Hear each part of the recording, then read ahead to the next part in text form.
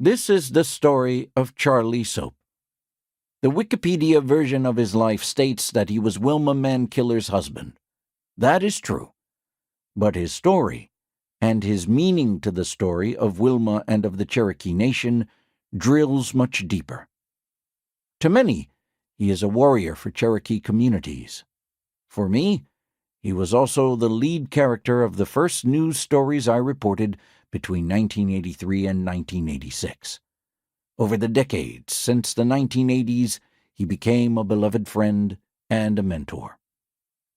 Although this is also the story of Wilma Mankiller, her own books and those of other writers have already chronicled the chief's exceptional, inspirational life. She now graces the currency of the United States of America. On one side of the ubiquitous $quarter is George Washington.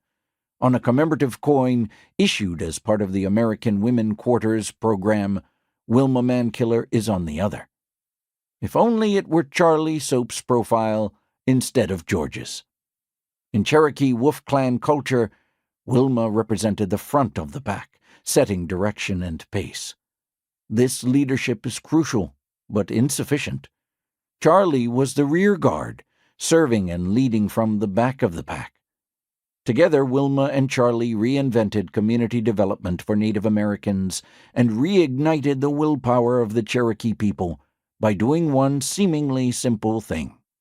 They listened to the poorest of the poor.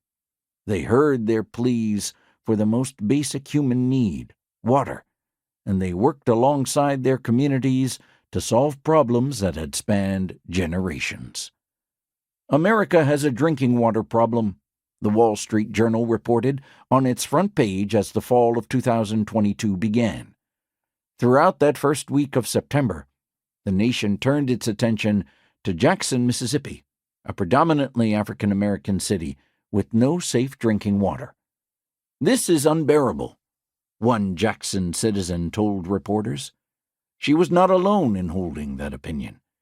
It turns out that every 2 minutes there's a new crack somewhere in the country's buried water pipe system, according to the American Society of Civil Engineers. Charlie Soap and Wilma Mankiller's story related to water began in the 1980s and resounds even today.